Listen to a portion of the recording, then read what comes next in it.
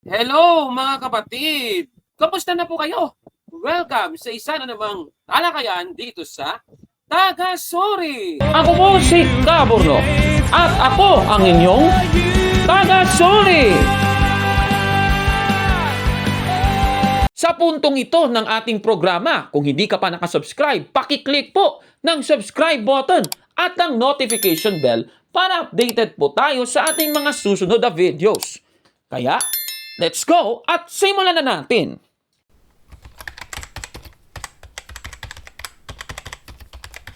At sa ating episode ngayon ay tatalakayin na naman natin ang isang talata sa Biblia na ginagamit ng mga naniniwalang si Kristo ay tunay na Diyos, pero siyempre alam nyo naman yung mga tagadiliman ayaw nilang maniwala sa nakasulat sa talata. O, para matalakay natin yan ay makasama natin si kapatid na Gabriel de Guzman. Brother Gab, hello bro. Hello po, ayan, kapayapaan po ng Diyos ang parating sumaating po. Okay, pero bago muna natin simulan ang ating programa ay magdasal muna tayo. Sa pangalan ng Ama at ng Anak at ng Espiritu Santo. Amen. Sa ngalan ng Ama at ng Anak at ng Espiritu Santo. Amen. Ama namin, sumasalangit ka, sambahin ang ngalan mo, mapasa amin ang kaharian mo, sundin ang loob mo dito sa lupa para ng sa langit. Bigyan mo kami ngayon ng aming kakanin sa araw-araw at patawarin mo kami sa aming mga sala para ng pagpapatawad namin sa nagkakasala sa amin at huwag mo kami ipahintulot sa tukso at iadya mo kami sa lahat ng masama. Amen. Sa ngalan ng Ama at ng Anak at ng Espiritu Santo. Amen. Amen! Ayan, ito na kapatid na Gabriel. Bago muna natin simulan, ay pakipromote muna bro ng iyong programa at saan ito mapapanood. Yes po, ayan, mapapanood niyo po yung mga aking episode po sa Karunungang Katoliko dito po sa YouTube channel. Ayan, Karunungang Katoliko YouTube channel, and then sa Facebook page naman po, you can follow Karunungang Katoliko TV. Ayan. At kung may katanungan po kayo, mga kapatid, ipadala po sa ating email address, factbustersph@gmail.com. Sa question box doon po sa ating website, www.factbusterph.blogspot.com. Pwede din, mga kapatid, na bisitahin ang ating Facebook page at pwede kayong mag-iwan dyan ng inyong tanong sa nasabing page. Ayan, no? The Beloved Catholic. Ayan.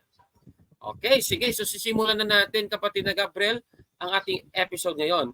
At yung ating tatalakayin ay ito pong ginagawang mga palusot ng mga ministro ni Manalo dito po sa nakasulat sa Filipos 2:6 at ganito po ang ating mababasa.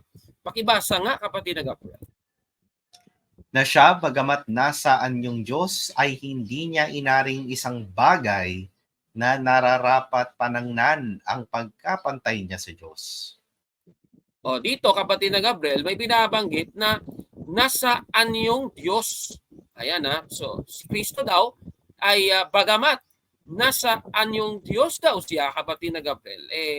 Ayan ang sinasabi. So, ibig sabihin, kung babasahin, masasabi mo talaga na si Kristo ay tunay na Diyos dito sa talatang ito. Di ba ganun yun, Brother Gabriel? Tama po. Pero kapatid na Gabriel, siyempre, yung mga kaibigan natin dyan sa Diliman, ayaw nilang maniwala. O, di ba? O, ito pa nga yung sinasabi sa talata na isang bagay na nararapat panangnan ang pagkapantay niya sa Diyos, kapatid na Gabriel. O, di ba? So, klarong-klaro, no? Yung equality of nature ni Kristo at ng Ama. O, di ba? Dito sa 2:6 ng Filipos. Oo. Pero, sige, try nga nating isalin sa iba't ibang salin. Umpisahan muna natin sa Contemporary English Version. Ano ba ang sabi sa nasabing salin, kapatid na Gabriel? Christ was truly God. Yan. But he did not try to remain equal with God. Ayan. So dito, kapatid na Gabriel, Christ was truly God. Ayun. So klaro-klaro talaga. Si Kristo ay tunay na Diyos, kapatid na Gabriel. Siyempre, ayaw maniwala ng mga taga-Diliman, di ba? Ito pang isang salin. Basahin mo nga yung sa The Living Bible, kapatid na Gabriel. Though he was God, he did not demand and cling to his right as God. Di ba? Diretsahan sinabi, though he was God. Diretsahan, Brother Gabriel. Pero ayaw nilang maniwala. Mali daw yung salin. Mali daw, mali. Di ba? Yan. Yan ang kanilang palusot. At hindi lang yan. Kagaya nitong salin na ito, ipapakita ko lang sa screen, ha. Itong salin naman ng God's Word to the Nations, New Testament, pakibasa naman ang sabi dito, kapatid na Gabriel. Although he was God, he did not consider his being equal with God as a prize to be displayed. Ayan, klaro-klaro. Although he was God. Ayan, diretsahan yan, Brother Gabriel. Diba? So si Kristo, tunay na Diyos. Yan ang nasa saling ito. Pero, syempre, ayaw nilang maniwala dyan. Ito, panoorin natin. Ang ipaglilingkod po namin sa inyo ay ang isa sa mga talata pa na ginagamit ng Iglesia Katolika at ng mga nagtuturong ang ating Panginoong Hesukristo raw po ay tunay na Diyos. Ang nakapaloob po sa Pilipos 2:6 hanggang 8 sa saling God's Word to the Nation. Ito yung aklat o Biblia na ating binabanggit, kapatid na Bobby. Pinatutunayan po o patutunayan namin sa inyo na hindi lamang po ang pagkakasalin ang mali, kundi maging ang kanilang pagkaunawa sa nasabing talata. Ayan, so binasa nila yung God's Word, kapatid na Gabriel. Patutunayan daw nila na mali daw yung salin. Tapos mali pa raw yung unawa. Ayun. Sige nga. So, ibig sabihin, dalawang part na naman ito, kapatid na Gabriel. Yung unang part, sa ating episode ngayon, yung kanilang palusot, gamit lamang yung salita ng Diyos na Biblia. Yung isa naman, gamit yung mga aklat ng mga Bible scholar. Yung nagsulat, Bible scholar. Okay, sige. So, umpisa na natin. Ano ba ang mga palusot ng mga ministro ni Manalo para iwasan ang argumentong si Kristo ay Diyos sa Filipos 2:6? Ito, panoorin na natin, kapatid na Gabriel. Kung yung mga hindi po pala suri sa mga aral ng Diyos na nakasulat sa Biblia, pagka ganito ang inihain sa kanila, tiyak na madadaya at maitatalikod sila sa tamang pagkakilala. Ang totoo, kapatid na Romel, yung iba hindi lang basta't nadaya. Nanindigan na sa mga maling aral. Sapagkat, dahil sa kumo nga, nadaya ng maling pananampalataya, pinanindiganan na at ipinaglalaban pa yung maling pananampalataya. Pero yun nga, inuulit namin. Tayo sang-ayon doon sa nakalagay sa English, Christ is in the form of God. Ang Panginoon Kristo ay nasaan yung Diyos. Ang nasa talataan yun, Diyos. Huwag dagdagan, huwag ding bawasan. Pero ginawa nila, binawasan, inalis yung anyo, ginawa na lang si Kristo, bagamat siya'y Diyos. Malaking kasalanan. Ayan. So yan ang una nilang palusot, Brother Gabriel. Yung sabi daw, nasa anyong Diyos, yung sa original na, yung sa original daw na salin. Salin. Di ba? Binawasan nila.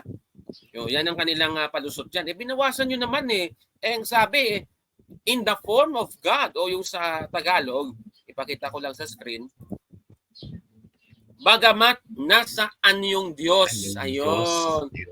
Doon sa salin na yung God's Word to the, to the nations, although He was God, sana daw, although he was in the form of God. Hindi naman daw ganon. Diba? Okay. So mali daw kaagad yung salin. Ayun. Yan ang kanilang palusot. Reaction mo muna dito sa kanilang una nilang tirada, kapatid na Gabriel. Parang dinescribe nila yung actually pwedeng ibalik sa kanilang sinabi nila, Kaburnok Yung sa may bandang yung mga sinasabi nila na kapag di ka daw nagsusuri nung mga salita ng Diyos sa Biblia, yung mga ganyan-ganyan. Actually, dapat sa kanila dapat binabalik yung ganun Bakit? Kapag hindi ka talaga nagsusuri, kapag hindi mo inaalam yung mga sinasabi ng mga Bible scholars dito, kung ano yung tamang yung contextual analysis, 'di ba? Kung ano yung tamang hermeneutics sa mga talata sa Biblia. Naku po, magkakamali ka talaga. Ayun. Pero how ironic, sila yung gumamit ng kanyang bagay para baka sakaling magmukhang nagsasabi sila ng katotohanan. Pero kung talagang nagsusuri talaga ka, Purnok, hindi ka maloloko sa mga ganung bagay. Oo, at aking napansin, kapatid na Gabriel, ano naman kung merong binawasan doon na salita, kapatid na Gabriel. Pero yung the thought, nandun pa rin, kapatid na Gabriel. Pero patutunayan natin na valid kapag sinabing, although he was God, at saka in the form of God, almost pareha, kapatid na Gabriel. Yan ang pag-uusapan natin sa episode na ito at sa susunod na episode. Ayan. Sige. Yun. Okay, eto na. Ano pa ba yung palusot nila? Panoorin na nga natin. Basahin ko muna ang nilalaman ng talatang yan at balikan ko po ang talatang Pilipos 2:6 hanggang 8. Na siya, bagamat nasaan yung Diyos, ay hindi niya inaring isang bagay na nararapat panangnan ang pagkapantay niya sa Diyos. Kundi bagko, sinubad niya ito at nag-anyong alipin na nakitulad sa mga tao at palibhas ay nasumpungan sa anyong tao siya'y nagpakababa sa kanyang sarili na nagmasunurin hanggang sa kamatayan, sa kamatayan sa krus. Dito pa lang sa talatang ito hindi maaari na ang ating Panginoon Kristo ay tunay na Diyos. Sa pamamagitan din po ng talatang yan, mapatutunayan, hindi nga tunay na Diyos ang Panginoong Kristo. Bakit? Sabi sa talata nagmasunurin ang ating Panginoong Kristo hanggang sa krus. Meron bang tunay na Diyos na nagmasunurin hanggang sa kamatayan niya sa krus? Meron bang tunay na Diyos na namamatay, kapatid na Romel? Wala po. Ang nasa Biblia, mabuti basahin ko na, 1:17 ng unang Timoteo, itong talatang itong malalabag. Pagka if they were insisting na ang ating Panginoon Kristo ay tunay na Diyos. 1:17 ng unang Timoteo. Ngayon, sa haring walang hanggan, walang kamatayan, di nakikita sa iisang Diyos ay ang kapurihan at kaluwalhatian magpakailanman. Sa talatang ito, ang liwaliwanag na binanggit ang ating Panginoong Diyos ay walang kamatayan, He is immortal, and the true God is deathless. Tandaan natin, immortal, deathless, at ang sabi pa sa talata, iisang Diyos. Ngayon, kung ipagpipilitan nila na sa Pilipos 2:6 hanggang 8, ang ating Panginoong Kristo ang siyang tunay na Diyos, so they must prove that Christ is immortal or they must prove that Christ is deathless. Pero hindi pwede dahil sa alam natin. Unang Korinto 15:3, napapanood nyo sa inyong mga television screen, ang ating Panginoong Kristo ay namatay, whereas the true God is deathless. Whereas the true God is immortal. Hindi maaari na ang tunay na Diyos ay mamatay. Samantalang sa talatang kanilang pinagbabatayan, maliwanag, ang Panginoong Kristo ay nagmasunurin hanggang sa kamatayan niya sa krus. Ayan. So yan ang kanilang argument, kapatid na Gabriel. So yung in-erase nila, 3 kaagad yun. Kasi una, para maunawaan ninyo, basahin natin yung sa 9 naman, yung 2:9. Basahin nga natin kung ano ang, siguro sa 8 hanggang 9. Sige, basahin natin, kapatid na Gabriel. At palibhas ay nasumpungan sa anyong tao, siya'y nagpakababa sa kanyang sarili at nagmasunurin hanggang sa kamatayan, sa kamatayan sa krus. Kaya siya naman ay pinakadakila ng Diyos at siya'y binigyan ng pangalang lalo sa lahat ng pangalan. Dito, kapatid na Gabriel, sa versikulo 8, ay ito palang Kristo na ito ay nagmasunurin hanggang sa kamatayan. So 2 punto yon. Meron bang Diyos na nagmasunurin sa isa pang Diyos, kapatid na Gabriel? Yan ang kanilang sinasabi. At yung isa pa, namamatay ba daw ang Diyos? Yung kanilang binasa, unang Timoteo 1:17, kapatid na Gabriel, na ano ba ang sabi doon? Pakibasa, kapatid na Gabriel. Ngayon, sa haring walang hanggan, walang kamatayan, di nakikita sa iisang Diyos ay ang kapurihan at kaluwalhatian magpakailanman. Siya nawa. Dito, kapatid na Gabriel, yung hari na iisang Diyos, walang kamatayan daw dito ayon sa kay Apostol Pablo. Lumalabas, kapatid na Gabriel, si Kristo hindi daw tunay na Diyos dahil dito. Diba? Tapos meron pa silang ipapansin, sinasabi nila na hindi maaaring si Kristo ay Diyos, kapatid na Gabriel. Kasi yung kanilang gustong ipalitaw, dalawa kagad yung Diyos. Di ba ganun yun? Yan ang kanilang gustong sabihin. Oo. So, yan ang ating pag-uusapan ngayon, kapatid na Gabriel. Paano ba natin ito masasagot? Di ba? Totoo ba, kapatid na Gabriel, na hindi Diyos si Kristo ayon sa ating binasa Filipos 2:6 dahil ang Diyos daw ay hindi namamatay ayon sa unang Timoteo 1:17. Yan ang ating pag-uusapan. Eto, Brother Gabriel. Gusto kong mag-raise ng isang argument. Basahin muna natin yung mga anghel dito sa Lucas 20:36. Pakibasa ng sinasabi. Sapagkat hindi na sila maaaring mangamatay pa, sapagkat kahalintulad na sila ng mga anghel, at sila'y mga anak ng Diyos, palibhasa'y mga anak ng pagkabuhay na maguli.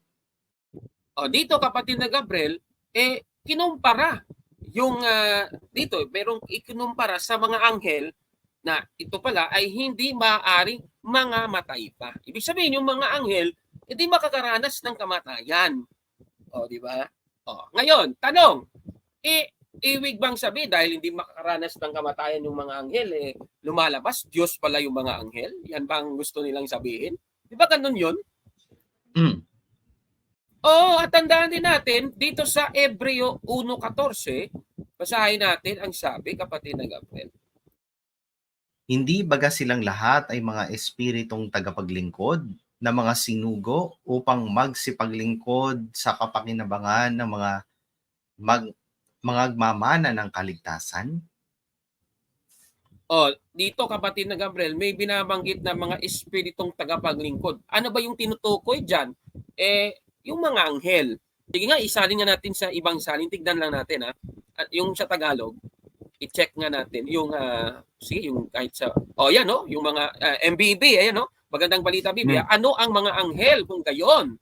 Sila'y mga espiritu.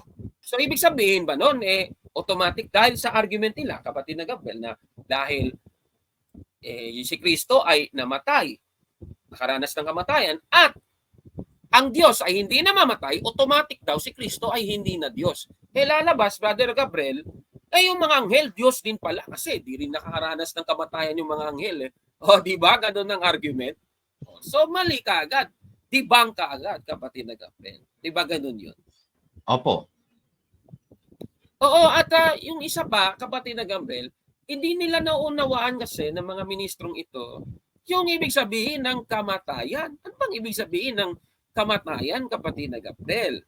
Ito, basahin natin dito, kapatid na Gabriel, sa Ecclesiastes 12:7, pakibasa ko anong sinasabi. Alalahanin mo siya bago manumbalik sa lupa ang ating katawang lupa, at ang ating espiritu ay magbalik sa Diyos na may bigay nito.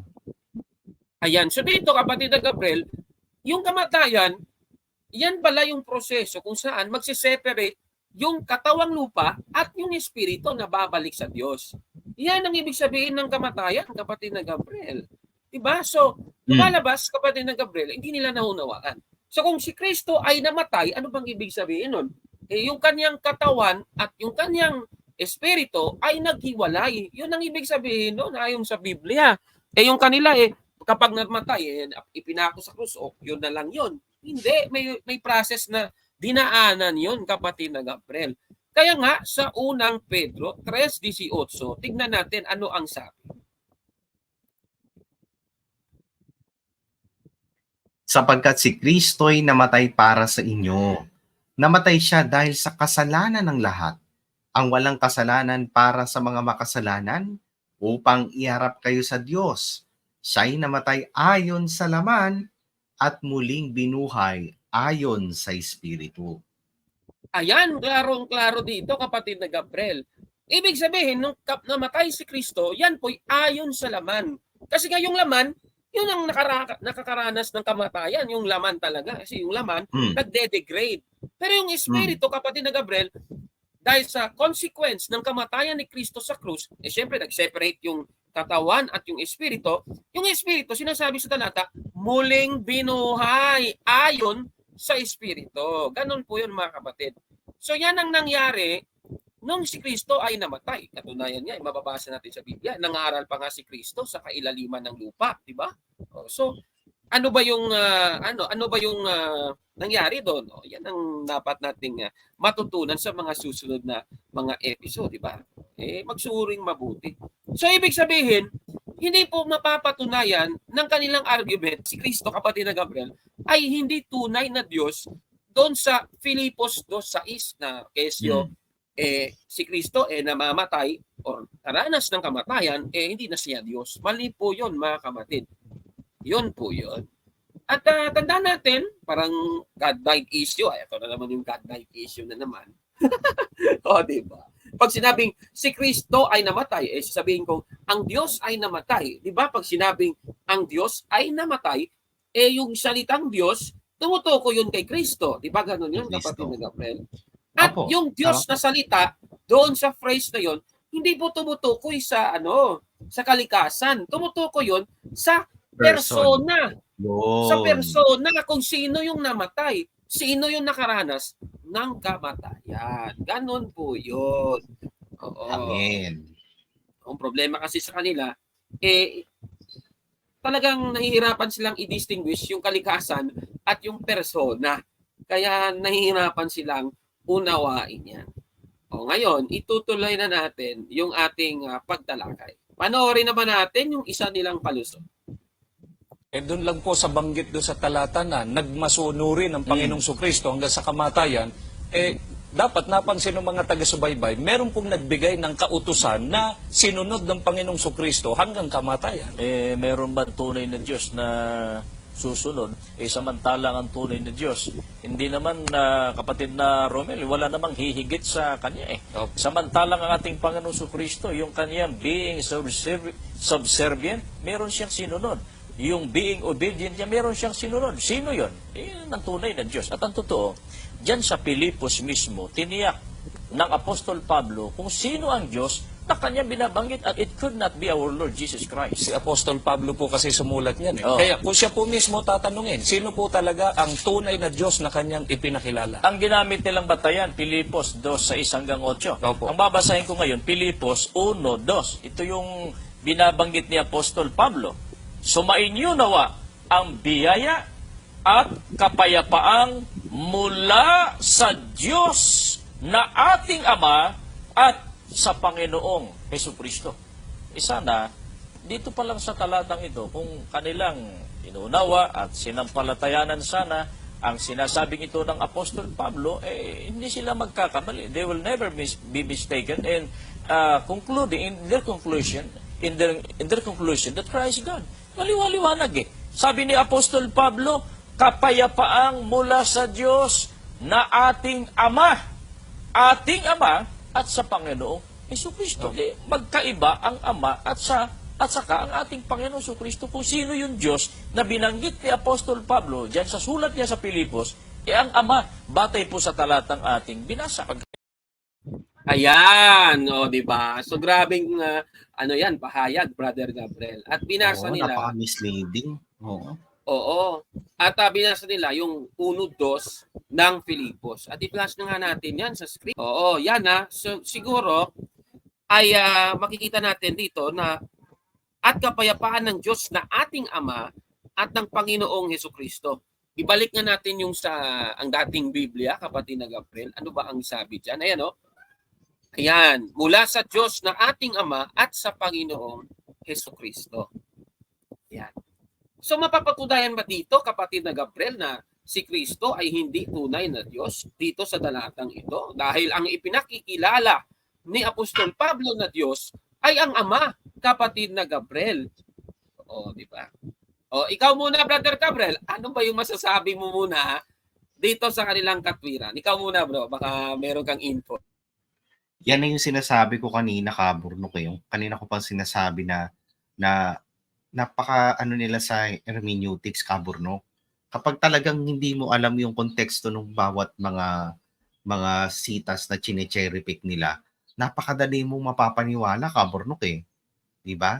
At ito pa yung mahirap doon. Eh de magche-cherry pick sila ng talata, magkakaroon kaagad sila ng conclusion doon dahil sa nabasa lang nila na isang specific na na talata, which is napakadelikado po kasi pagka ganyan yung nangyari, Kabornok, eh anong i-expect mo pa sa mga susunod na i-explain yan? Anong i-expect mo pa sa mga susunod na magiging topic niyan para palitawin yung kasinungalingang si Kristo tao lang at hindi Diyos? Kaya naku po, mag-ingat po tayo mga kapatid kong Katoliko Yung ginagawa niya na yan, hindi po, kung hermeneutics ang pag-uusapan, mali po kagad yun. Magkakaibang context, magkakaibang mga talata, pinagtatahi-tahi nila para mag-come up lang doon sa may gusto nilang pahayag or gusto nilang i-pursue na na kasinungalingan. Tama nga, kapatid na Gabriel. At nabalikan nga natin yung 1:2 ng Filipos. Yan na. Pansinin maigi kung paano kinonstruct, kapatid na Gabriel, ang nasabing talata. Yung Ama, mula sa Diyos na ating Ama at sa Panginoong Hesukristo. Ano bang tinutukoy ng salitang Diyos dito sa talata? Uulitin natin. Kasi ang problema sa mga ministro ni Manalo, yung persona at yung kalikasan, nature and person, yung ginagawa nila, in-interchange nila, kapatid na Gabriel. Yung tinutukoy dito, sa Diyos na ating Ama, isang persona ng Ama yon. At sa Panginoong Hesukristo, ibang persona din yon. Yan ang ibig sabihin. Bakit ganoon, kapatid na Gabriel? Kasi unang-una, kapag kalikasan yung tinutukoy sa salitang mula sa Diyos na ating Ama, kalikasan yung tinutukoy na salitang Diyos diyan, dapat yung sabi dapat ganito. Sumainyo nawa ang biyaya at kapayapaang mula sa Diyos na ating Ama at sa taong si Kristo Jesus. Dapat ganoon, Brother Gabriel. Hindi naman ganoon eh. Kasi lumalabas, hindi yung construction ng mga salita, hindi siya consistent. Kapag i-insist natin na yung salitang Diyos dito sa talatang ito ay tumutukoy sa kalikasan mismo. Hindi. Kasi yung Ama, Diyos din eh. Wala naman tayong problema. Hindi naman natin pinagtatalunan kung ang Ama ay Diyos o hindi. Pero ang tanong, ano ba yung tinutukuyan nung salitang Diyos dito? Yung pagkapersona ng Ama. Kasi nga, sabi, mula sa Diyos na ating Ama at sa Panginoong Hesukristo. Yung salitang Panginoon, hindi naman yan kalikasan eh. Rango yan. It's all about rank. Yung master, di ba? Yung master, Lord. Yung Lord, hindi tumutukoy sa kalikasan.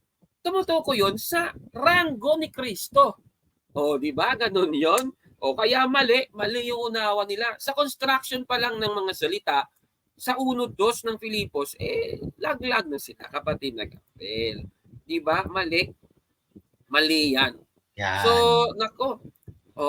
Ano pang palusot nila? Nila napatunayan sa Filipos 2:6 na debunk kaagad yung argument ng mga Katoliko na si Kristo ay tunay na Diyos, gaya nitong nasasalin na God's word to the nations, kapatid na Gabriel, na although He was God. Ayan. So yun po, yun, kapatid na Gabriel. At natandaan natin, kapatid na Gabriel, ang kamatayan ng ating Panginoong Hesukristo naganap sa persona mismo ni Kristo. Pero yung lubos na naapektuhan doon sa kamatayan niya, siyempre yung kanyang laman. Kasi nga nagde-degrade yung laman niya. Nade-degrade. Pero yung kanyang espiritu, ika nga ng unang Pedro 3:18 nating binasa kanina, yung ginamit na phrase, muling binuhay. Diba? Ano bang ibig sabihin nun? Ibig sabihin nun, kapatid na Gabriel, nagiwala yung espiritu niya sa katawan niya. At yung buhay na makikita natin kay Kristo ay nandoon, napoposes ng espiritu ni Kristo. Ganon po yun, mga kapatid. Ayan, diba?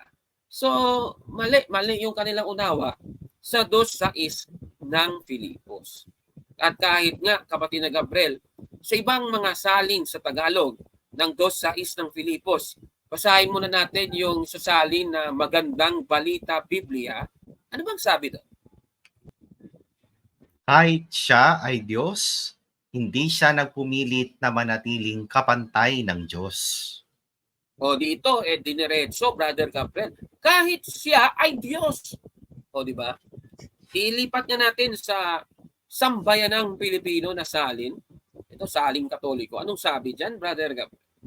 Nasa katayuan siya ng Diyos, kaya hindi niya inambisyong makapantay ang Diyos. Ayan, o di ba? So nasa katayuan siya ng Diyos. O di ba? Ang ganda ng salin ito. So it's all about yung katayuan ni Kristo at nung Ama, kapatid na Gabriel, na hindi naman pala inambisyong makapantay ang Ama. O, di ba? Ang ganda ng salin. Kaya, nako, marami pang dapat na matutunan, especially doon sa construction ng Filipos 2:6, kapatid na Gabriel. At yan ang ating tatalakayin dahil ipapakita lang natin yung nasa Brother Gabriel, sa transliterated sa Grego ng nasabing talata, Filipos 2:6, kasi yung phrase na the form of God or nasa anyong Diyos, kung titignan nyo yan, mga kapatid, sa Grego, yan po ay morphe theo. Ayan, morphe theo. Ayan. At syempre, maraming mga palusot. Mula sa morphe theo ang mga ministro ni Manalo. At yan ang ating pag-uusapan sa ating susunod na episode, kapatid na Gabriel. O, di ba?